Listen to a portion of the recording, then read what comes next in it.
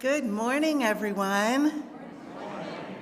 You are exactly who I predicted would be here this morning. It's raining. It's not cold. Most of us are still trying to wake up from the Thursday food coma, and you might have had to put on pants that weren't stretchy at the waist. Thank you for all of those things this morning. My name is Denise Rhymes, and I have the honor and privilege of serving this congregation as president of the congregation and of the board of directors. If you are joining us live here in the Great Hall or online or perhaps watching us sometime later this week, we really appreciate you joining us here at the beginning of the holiday season when everybody is busy either doing lots or avoiding doing anything, which is always my preference. If this is your first or second or third time here, please come back again. Every Sunday is very different. We research all different and talk about all different kinds of topics, and there's never a boring Sunday. There's always something to learn, there's always people to see, and there's always community to build. So we're very happy that you are here with us this morning and made the effort again on this lovely fall day. One announcement this morning that is very important. If you haven't already heard or perhaps read in First News Weekly information about our upcoming congregational meeting, it will be held on December the 11th following our service. There will be only a couple of items of business, the most important of which will be a vote on whether or not to call Reverend Sherman Logan as our senior minister. There's a great deal of information out there. Again, if you didn't see last week's service, either in person or online, the Ministerial Search Committee gave a very good overview of their process, as well as an endorsement of Reverend Logan.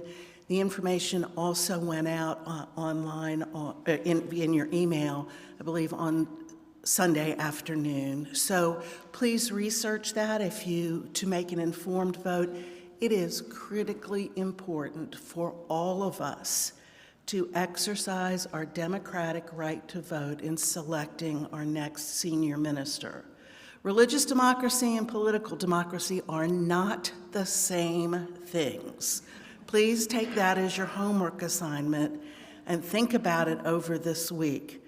But the thing that both have in common is that your right to make decisions about the future of this congregation are an essential foundation of our faith movement.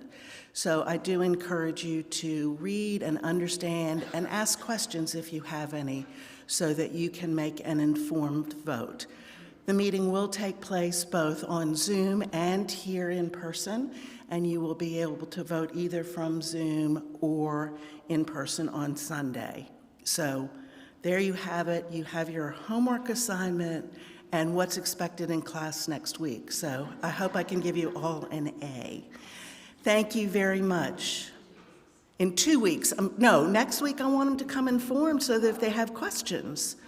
Ann Josephson's, the search committee says the vote is in 2 weeks. Yes, it is, but you have homework this week. Make sure you read that syllabus, Ann. Thank you all for joining us this morning, and I welcome you to First UU. Thanks.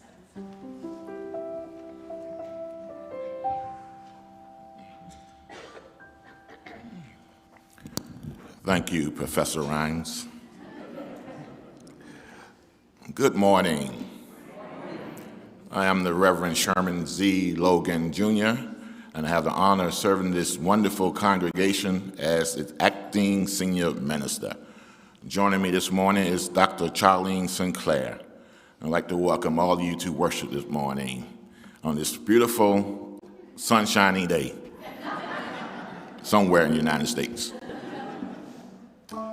So, friends, we have a custom here at First UU that we're like our visitors, if you are comfortable, to introduce yourselves and tell us where you're from.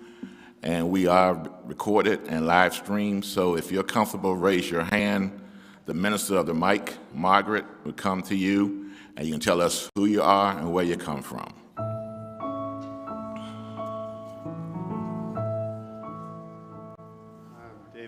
David Wagstaff, and live in Michigan about half the year and starting to live in Richmond about half the year. I've been at UU for a long time. Welcome.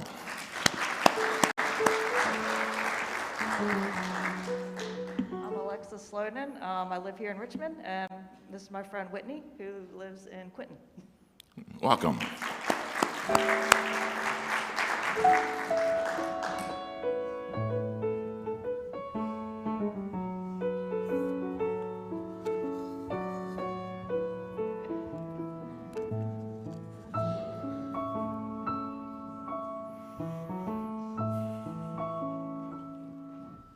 I'm Dana Merkel. Hi. Hi. Visiting here today, I was invited by Sharon, my friend, new friend, just met her a few weeks ago, and I've lived on and off in Richmond all my life. Welcome.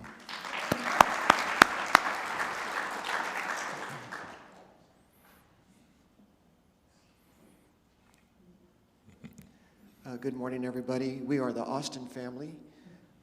Our daughter Jay now lives in Richmond as of just a few months ago, and we're visiting, Linda, my wife, and I, and we're from Pasadena, California. Pasadena, thank you. Yeah. We're members of the UU church called Neighborhood Church in okay. Pasadena. Welcome.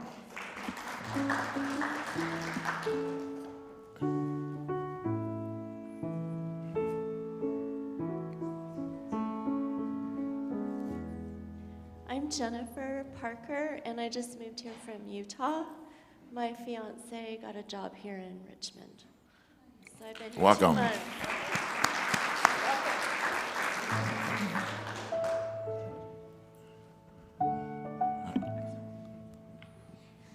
Hi, good morning. I'm Lori. I'm kind of from California and New Jersey, and I just moved here to Richmond in April. Welcome. Hi, I'm Cindy Smith, and I'm here with my beautiful sister-in-law, Laura. Welcome. Okay. Margaret has some folks over that side.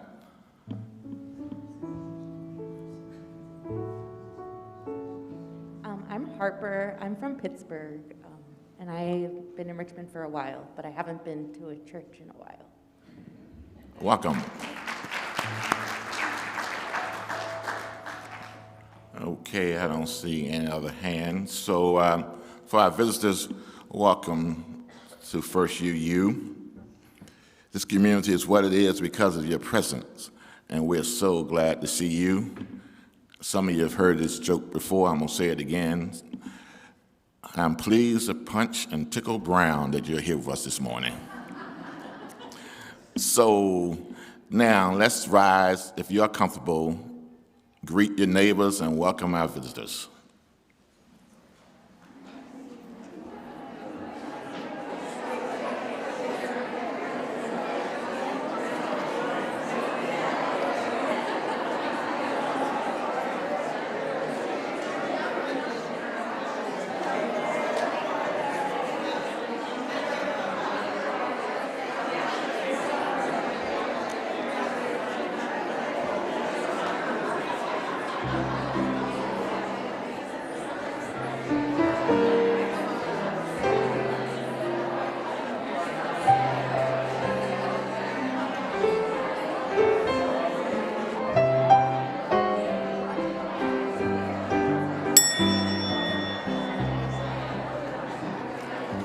Please remain standing and let us sing our opening hymn, 361, Enter, Rejoice, and Come In. Please remain standing.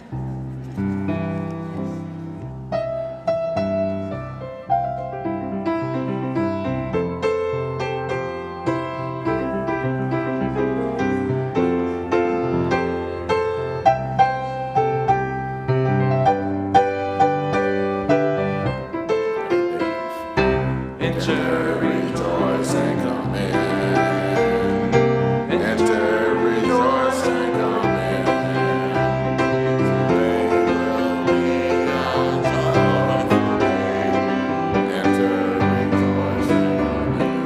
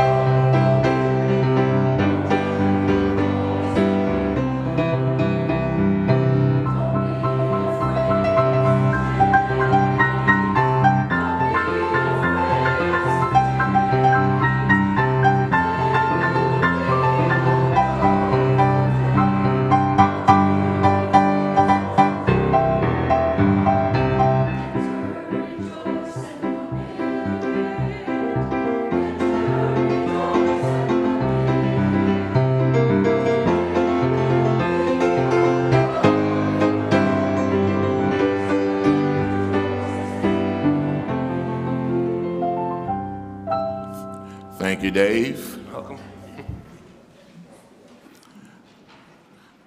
Our opening words this morning are from Arlene Goff.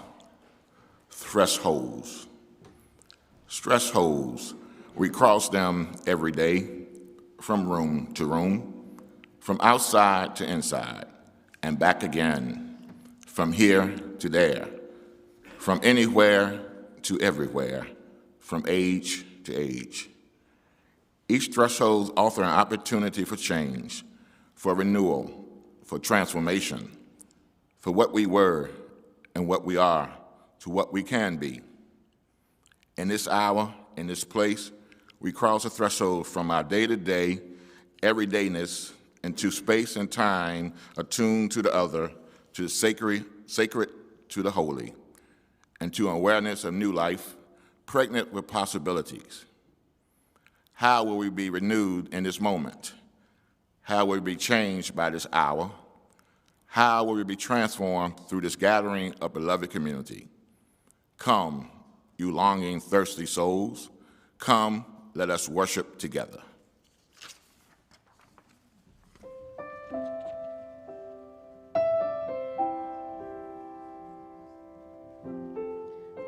Good morning.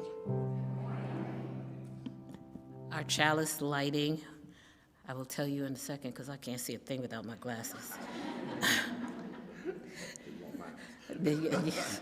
I might need yours. The chalice lighting is from Reverend Naomi King. Nurture this precious light. As we nurture this precious light together, we become a light of hope, turning isolation into community, anguish into peace, sorrow into joy. As we do, our faith burns a steady flame of innovation, banishing illusions, creating a new and renewing way together. Together, we turn this world from bleak to bright. Now, Reverend Sherman asked me to open up with a reading. I don't know whether to say, thank you, Reverend Sherman, for trusting me, or you are so crazy for trusting me. But the reading that I chose both for today as well as for our chalice extinguishing later comes out of a book called Nomenclature by Dion Brand. And it is about change. And one of the things that a friend said once, we were talking about justice and movement building, et cetera, and she said, you know, the revolutionary question is not what, but how. How is the revolutionary question? Can we lean into the ways in which we want the world to be? And so, can we actually approach change with curiosity, with wonder, with anticipation? And so this reading comes from page 42 to 43 in Nomenclature by Dion Brand, who's a long-form poet. What awaits us is disaster, not justice. I will weigh this for a long time over many days. How it is to turn it over in my hand over and over. And when we were going with suitcases to the airport, the waiting room, the ledge to this world. When we spoke, it was of catastrophes and whom we arrayed all of our intelligence against. Then nothing happened. We came out each day with flowers. We had to do this. We denied the scabs and the waterlogged lung that we breathed. We breathed water when there was no air. We grew gills and fins. What a strange, strange life I've lived. I tell you, I don't know how I've done it, but it seems that I've pulled it off. Not anticipating anything, you know, but quite the interesting way I've gone about it, to be truthful. It was not all that interesting to me. If you were someone else, you would find it so perhaps, but not me. What I mean is, if I told you who I was according to this world, you would take too much for granted, as if I did not tell you all who I was. And if I did not tell you who I was, you would assume too much.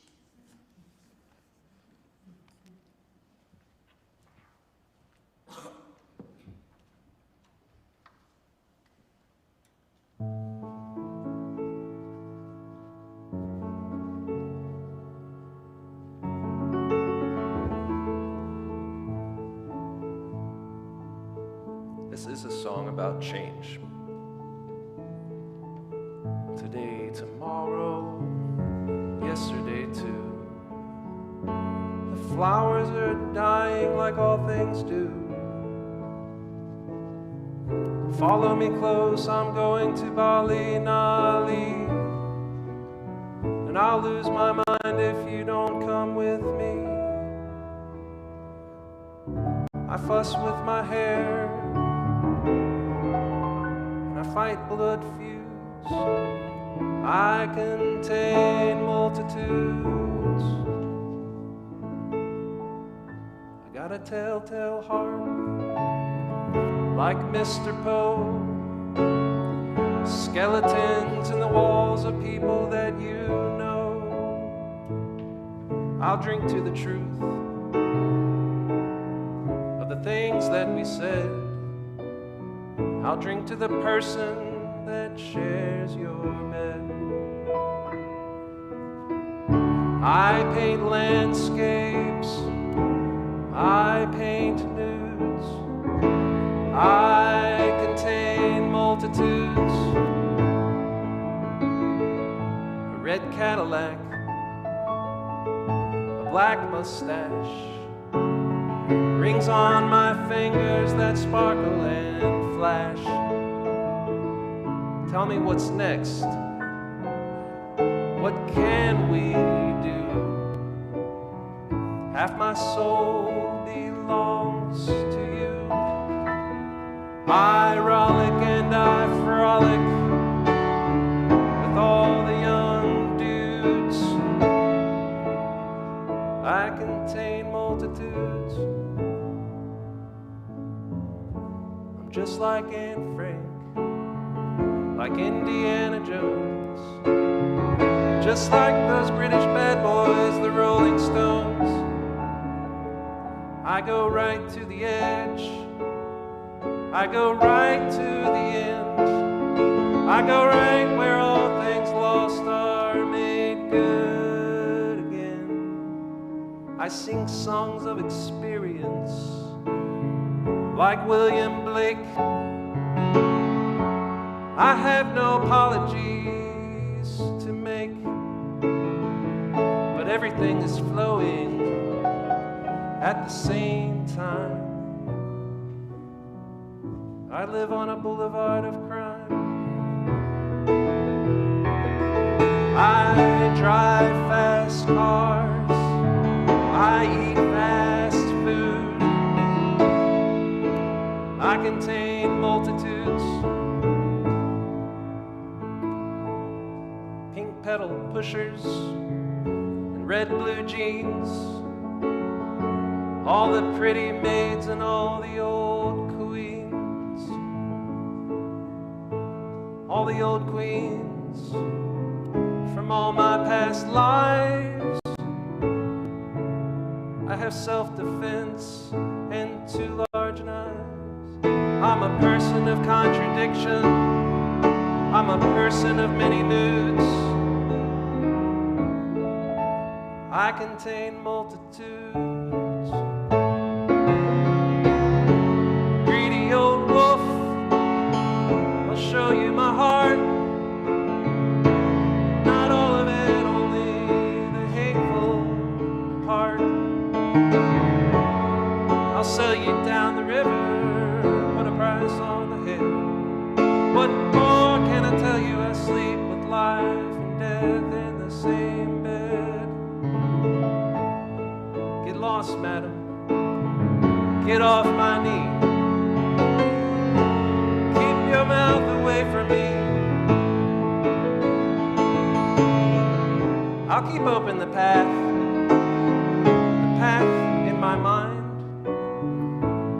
to it that there's no love left behind.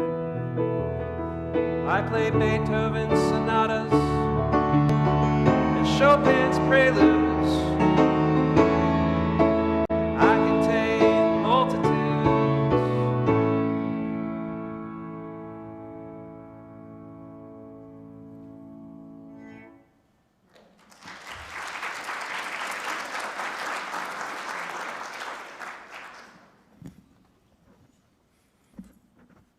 As we enter into this time of meditation and prayer, once again, I come before you to ask you to lift up the families of the victims in Chesapeake who lost their lives to senseless acts of gun violence. Pray for the family, keep them in your thoughts and prayer, and just hope that one day I wouldn't have to come up here to ask you to pray for folks who have been killed by gun violence. So now I ask you to sit comfortably in your seats. Close your eyes as you're willing. Breathe in, breathe out. Breathe in, breathe out. Feel the love and compassion that is circulating through this room at this time.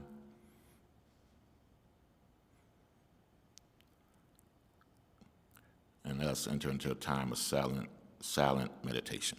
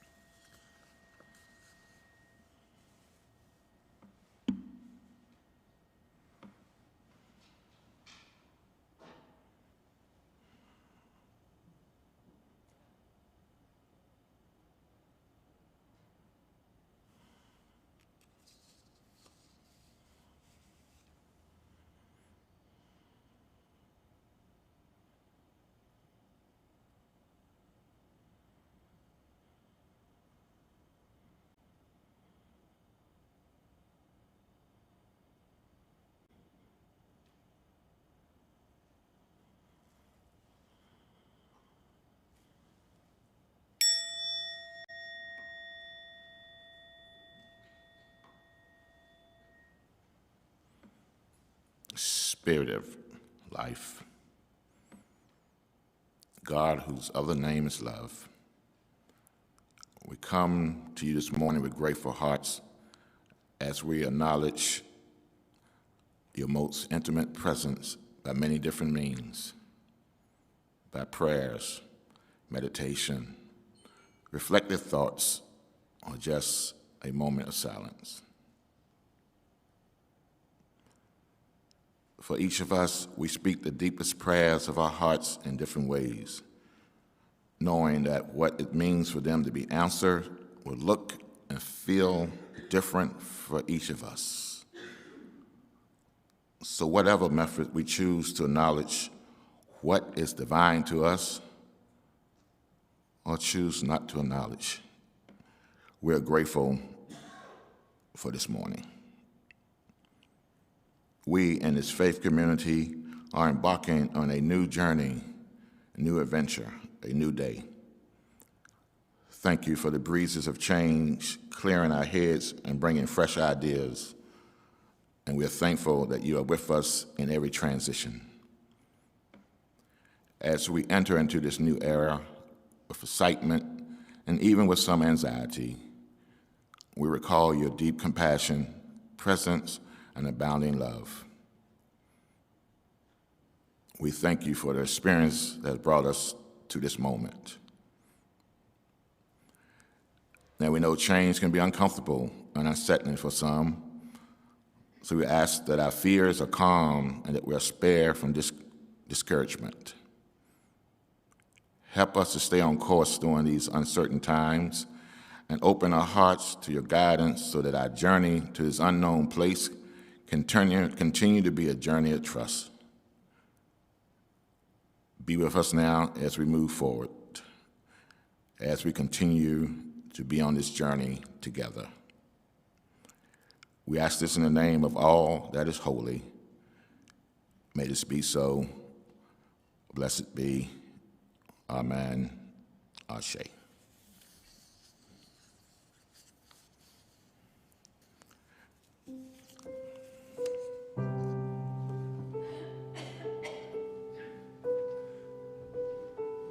Please sing along with the meditation hymn. It's 163 in your gray hymnal.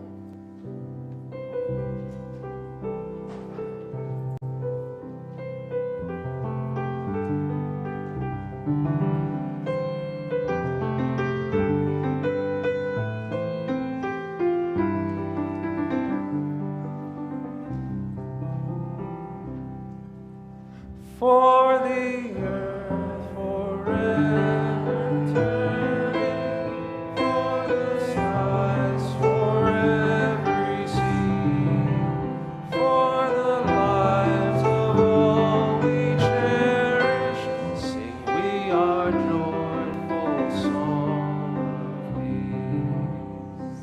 For the mountains, hills, and pastures in their silent majesty, for the stars, for all the heavens, sing we our joyful song of peace. For the sun, for rain and thunder, for the seasons' harmony, for the lives, for all creation, sing we our joyful songs to thee. For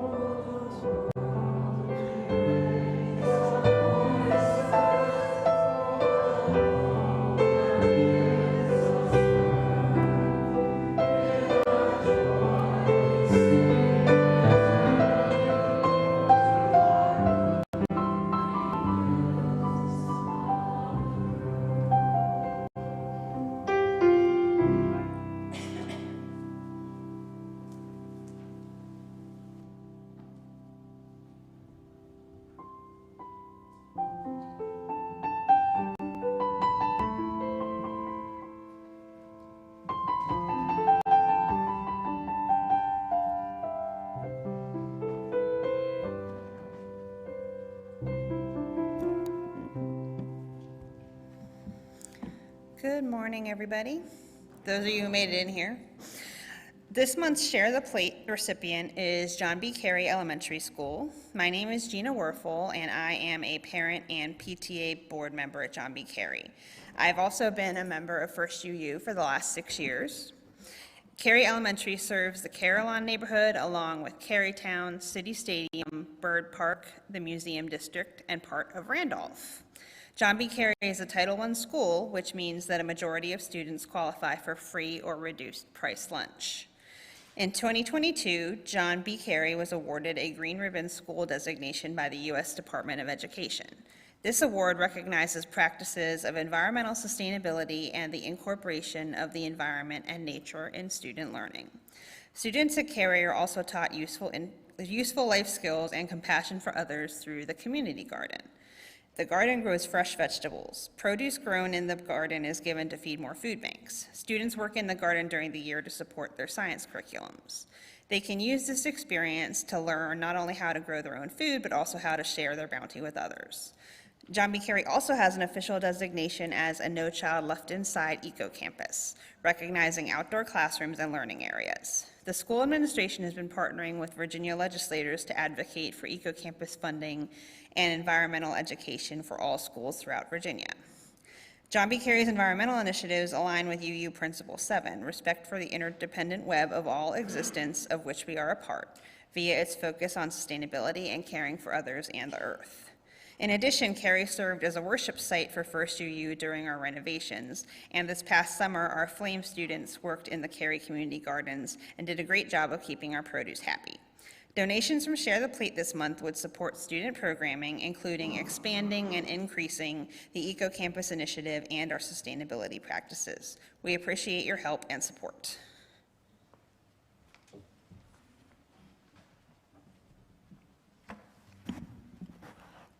please look on the projection screens for ways you can give. And if you'd like to give in person, the ushers now pass the baskets. The offering now will be received and most graciously received.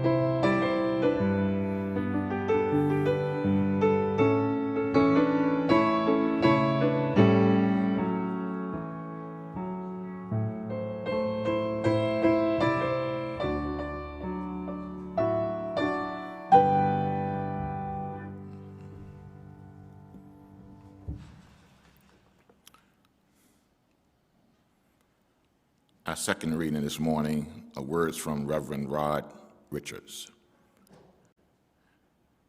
We explicitly open ourselves to the possibility of change, even opening our principles and sources to the possibility of revision, because we know that no single formulation or understanding or articulation of our purpose will serve for all times and places. We explicitly open ourselves to the possibility of change because we are aware of the inevitable human failing. We explicitly open ourselves to the possibility of change because we cannot presume an absolute claim on truth, rectitude, virtue, force, or power.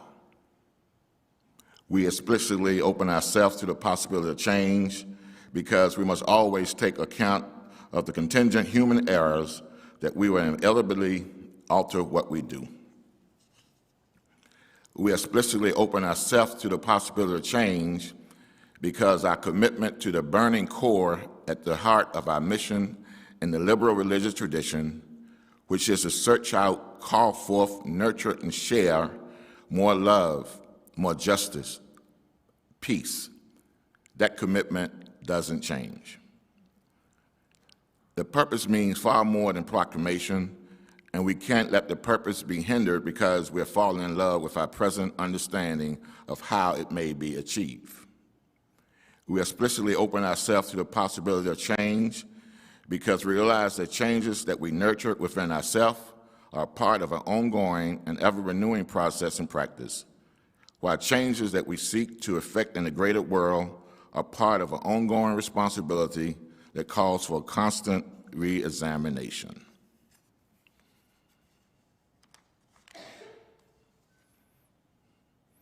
So I want to start this morning asking you all a question. How do you deal with change? I mean, when life happens, our everyday routine gets mixed up. The way we are used to doing things are much more different than they were a few years ago. How do you intend to handle changes?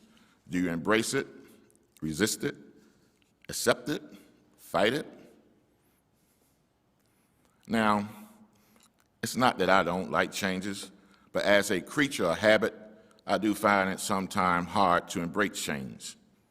But during my 64 years on this earth, I've learned to adapt and deal with many changes that I've faced in my professional, personal, and religious life.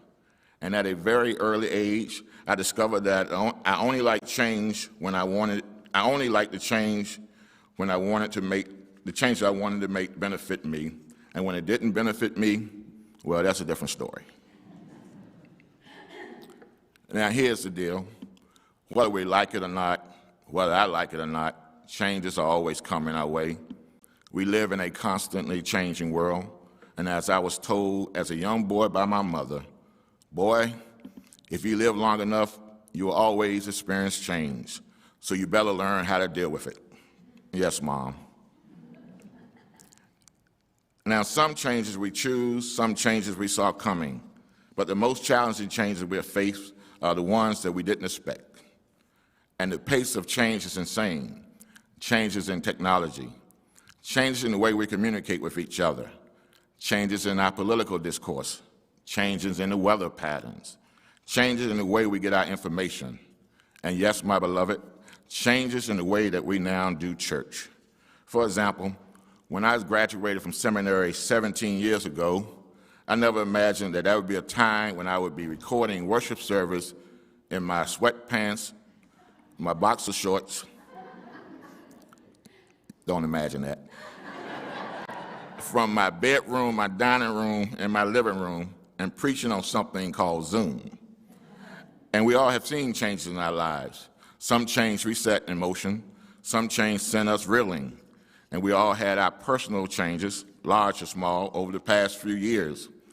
And personal changes tend to take front and center when they loom large in our lives. Our daily routine has changed. Our job has changed. Our school has changed. The way we interact and socialize with each other has changed. And we're told a few years ago that our society would never return to normal, and we had to brace for a new normal, whether we wanted to admit it. And we hope against all hope that things will return to some sense of semblance the way things were on March the 7th, 2020. But this so-called new normal can change in the blink of an eye. And as the past few years have taught us anything, the new normal won't stay normal for long. And we took a moment to think about this. Change has always been inevitable. We have changed. We're not the same person that we were 5, 10, 15, 20 years ago. None of us are the same. And it could be hard for us to accept that things around us have changed. We have changed. According to my colleagues, the Reverend Douglas Taylor, we Unitarian Universalists are game for change. He wrote that UUs have a propensity for novelty. We like to experience new things in terms of our theology and rituals. We are not people who suffer rigid tradition or settle for century-old answers to light, profound questions. And UUs are wide-eyed, this world focused, change the world, and having fun doing it type of people. But changes can cause a lot of anxiety for some of us, and too much change can wear us down, and change feel more like chaos. We want to resist and sometimes fight the change. But we can fight the changes all we want, but it's coming for us whether we're ready for it or not. But you know, we're not alone in our feelings, and we all experience our own level of fear of change. And as I was doing the research for this sermon, I found that according to scientific studies, change is the most feared things that we human beings encounter. Change can sometimes cause us to be discouraged, frustrated, confused, uncomfortable, overwhelmed, or downright scared. And you know, I can identify with these sentiments because change can be very scary. And sometimes we fear change and we resist change with every fiber of our being. And in fact, according to some neuroscientists, the uncertainty we feel about change feel like a failure in our brains. And this is why so many people would rather avoid change because of how uncomfortable the associated feeling can be. We get comfortable with the status quo and worry that change will make our situation worse instead of something better. And change in our life will take us to a different place, sometimes out of our comfort zone. And these same neuroscientists that I mentioned earlier tells us that people feel change because the outcomes are unknown. Our brains are designed to find peace in knowing, and it's our nature to love stability. So when we don't know what would happen, we make up scenarios, we worry. We sometimes find it hard to move on when something comes to the end.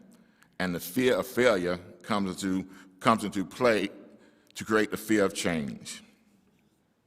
And we feel change because we may feel like we might lose control. And sometimes we must be in control of everything that happens in our lives. And we are afraid by trying something new and making change, it becomes a risk that we might be unwilling to take. We become risk averse. But friends, making change requires us to take risks. It takes courage and action to move forward, the path of positive, beneficial outcome. That's why it is necessary for us to work towards a mindset that we can welcome and embrace change.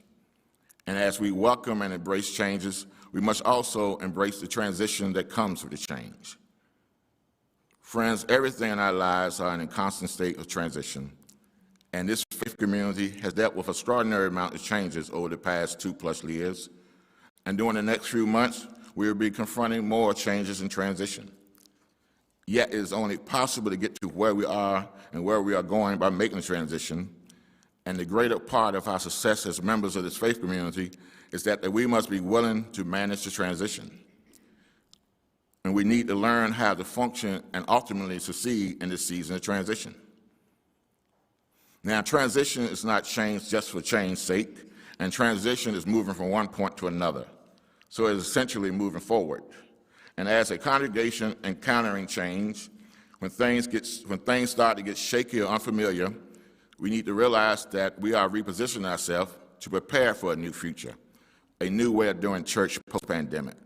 This means the community will look different and feel different to each one of us.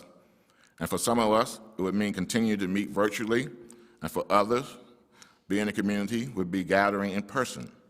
Worship will look different, and the way we gather will be different. And you know that transitions are not always easy. And in fact, for some of us, transition may be painful, and there's a tendency for us to resist transition. But transition is also necessary. It is a vital, inevitable part of our lives in this faith community.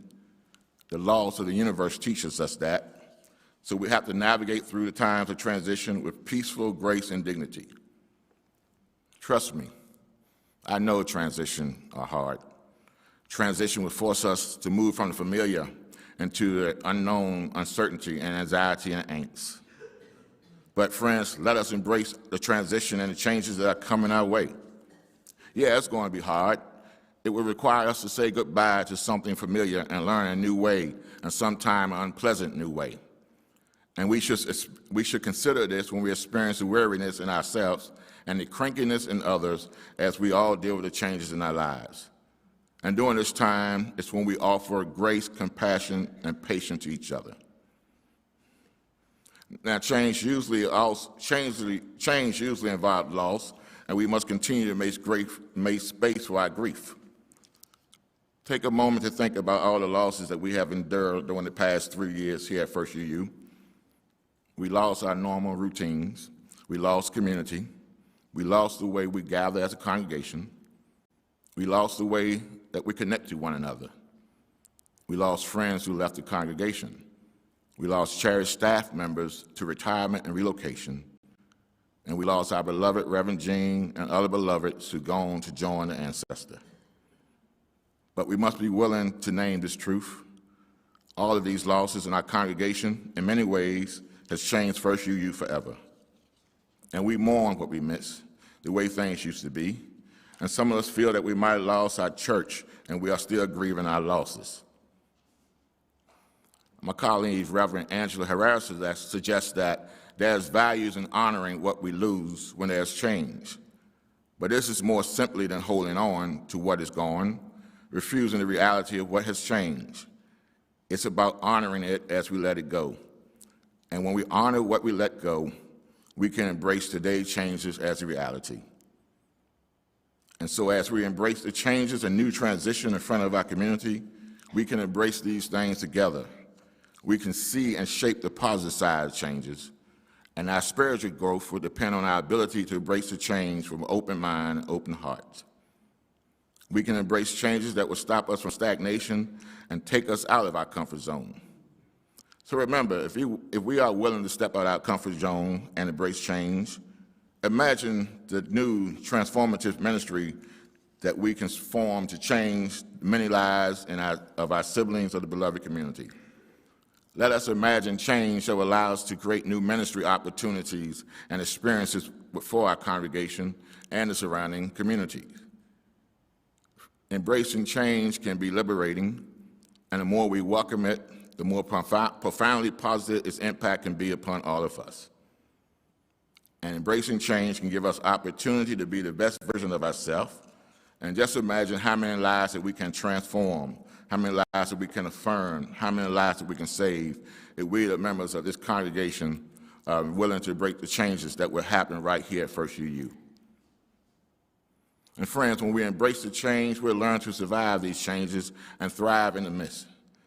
And as a faith community, we have experienced many changes and transition, especially during this year. And as Denise reminded you earlier this morning, 2 weeks from today, members of this congregation were asked to make a decision to determine the future direction of this congregation. And you would vote whether or not to call me as your senior minister. Now, we don't know what the future will hold. We might not know where we're going, but we'll get there together. I know we will. And yes, a change is going to come. But as we work our way through the changes that our congregation will face, it would be easy to feel uncertain and anxious, but we'll learn to lean on each other for support because, friends, we need each other to survive. Of course, there will be grief and changes, and it will require us to let things go. But change can also be exciting, liberating, and exuberating. And we as a congregation can grow in these changes. But it will take courage, it would take hope, and it would take an enduring love that will hold us all together. Now, we are a resilient community here at First UU, and throughout our history, over the almost 200 years of our history, we have seen numerous changes in this congregation, in this ministry, in this community, and the world at large. Some changes were good and some were bad. But we can make it through this transition and embrace the change if we are willing to be patient with one another, extend grace when we get things wrong, forgive each other when we make mistakes, lift each other up when we fall, and call each other back in covenant when we break our vows. Beloved, let us be open to the possibility that changes will bring to this faith community, and let us embrace the changes with open arms, open minds, and open hearts. May this be so. Amen.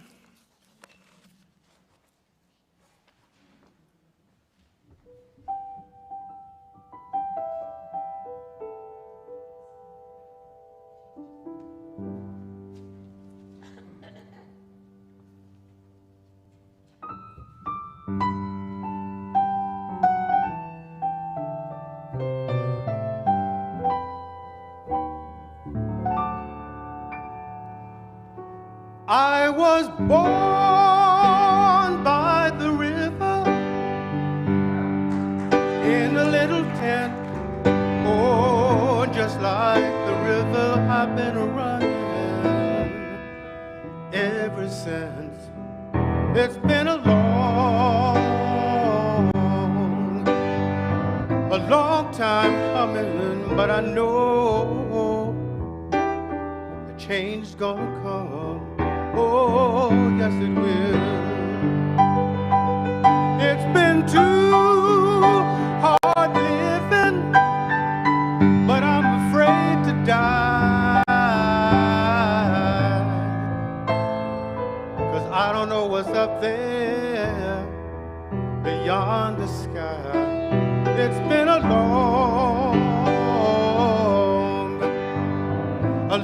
time coming, but I know a change is gonna come. Oh, yes it will. Then I go to the movies, or whenever I go downtown, don't you know my heart? Somebody keep telling me, don't be hanging around. It's been a long time coming, but I know change is gonna come. Oh, yes it will. Then I go to my brother. I said, brother, help me please.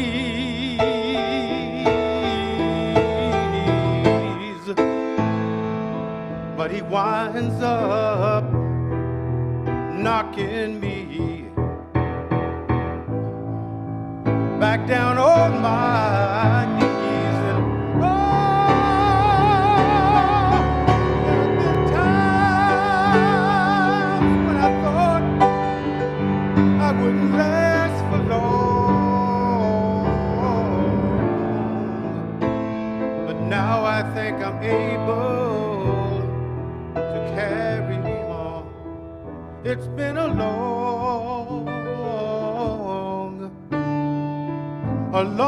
time coming, but I know a change is gonna come.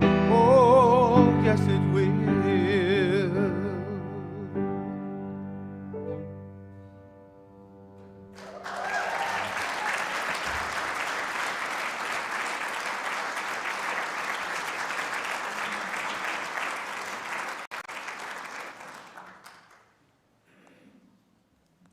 Thank you so much, Reggie. If you're like me, you're just sitting here trying not to go bawling out of here, right?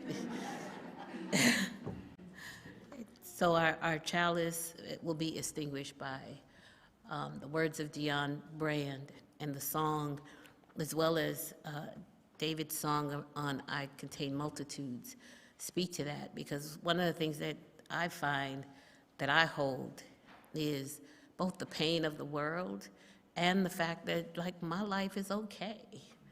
You know, it's a both and sometimes I feel so guilty about that. Yeah, I'm terrified of going to Walmart, but I can afford Instagram. You know, is that what it's called? Instacart? Instacart, right? So I was having a conversation with a friend, and this came up when we were talking about how do you hold deep sadness and the actual joy of our mundane lives with friends and family. How do we hold both of those together? So Dion says, there isn't psychiatry yet to take me out of my madness when I play tennis with such sadness. Let me read that again. There isn't psychiatry yet to take me out of my madness when I play tennis with such sadness, when I drank wine with such sadness, when I watched the sea with such sadness, when I drove to the lake with such sadness. No branch of medicine still diagnosed my sadness with tests returning sadness. When aconite bloomed with such sadness, when pages read with this sadness, when sleep resigned its intervals with sadness. And all the things that happened with such sadness. These were also the best days. And my friends held me with such holding. And they ate with me holding. And they laughed with me holding as we were in San Jose holding. And my chest was empty, but holding. We were in Santiago at the Plaza de Armas holding. And my arms with such sadness, holding. And we were on Phnom Penh at the market holding. 55 stories in glass buildings with such sadness. And I still, with my rough eyes, oh, such holding. Ashe.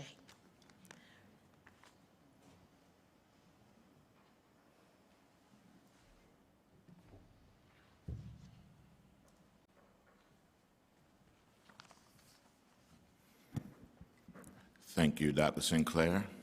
Thank you, Reggie and Dave. As we rise in body and spirit, as I give a benediction.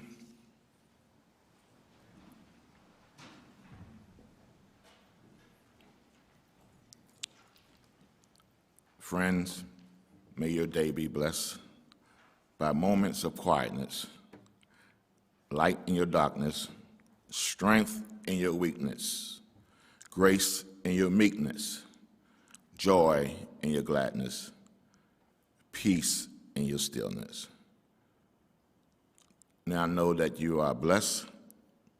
Go out knowing, go out in love, go out in hope, go in peace. And then let us sing our closing hymn. We give thanks, number 1010 in the Teal hymnal.